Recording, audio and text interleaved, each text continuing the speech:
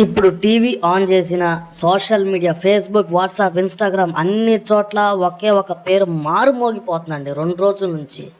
ఆ పేరే జమీమా. ఇప్పుడు మీరు చూస్తున్న ఈ అమ్మాయి పేరు జమీమా అండి.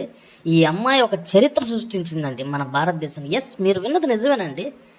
ఆడవాళ్ళ క్రికెట్ ఉంటుంది కదా, ఆడవాళ్ళ క్రికెట్లో ఆస్ట్రేలియాతో మనకి మ్యాచ్ జరిగింది. ఇండియా ఆస్ట్రేలియా ఆడవాళ్ళ క్రికెట్ మ్యాచ్ జరిగింది. ఆ మ్యాచ్లో మన ఇండియా గెలవడానికి మెయిన్ రీజన్ అండి ఈ అమ్మాయి కష్టాలు విన్న తర్వాత నిజంగా నాకు కళ్ళెమ్మడి నీళ్ళు వచ్చినాయండి. అంత కష్టపడి ఇంటర్నేషనల్ లెవెల్లో క్రికెట్లో స్థానం సంపాదించుకోవడం అంటే మామూలు విషయం కాదండి.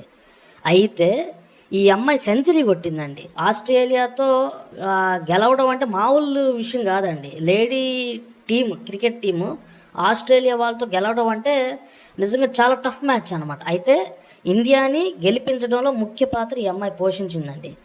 చాలామంది కింద కామెంట్ చేస్తున్నారు. ఈ అమ్మాయి గెలిచిన తర్వాత ఒక చోట ఏమందంటే, నేను ఇంత పైకి రావడానికి యేసు ప్రభు నాకు హెల్ప్ చేశారు, యేసు ప్రభుకి నేను ఎంతో థ్యాంక్స్ చెప్పాలి అని ఒక మాట అందండి.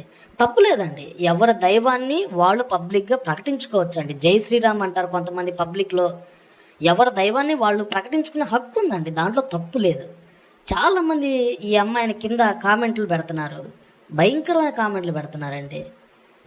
అమ్మాయి ఇష్టదైవాన్ని ప్రచారం ఎందుకైతే, అమ్మాయి ఒకటే ఒక మాట ఉంది, యేసుక్రీస్తుకు నేను థ్యాంక్స్ చెప్తున్నాను, ఈ స్టేజ్లో ఉంచిన నా ప్రభు అయిన యేసుక్రీస్తుకు నేను థ్యాంక్స్ చెప్తున్నాను అందే.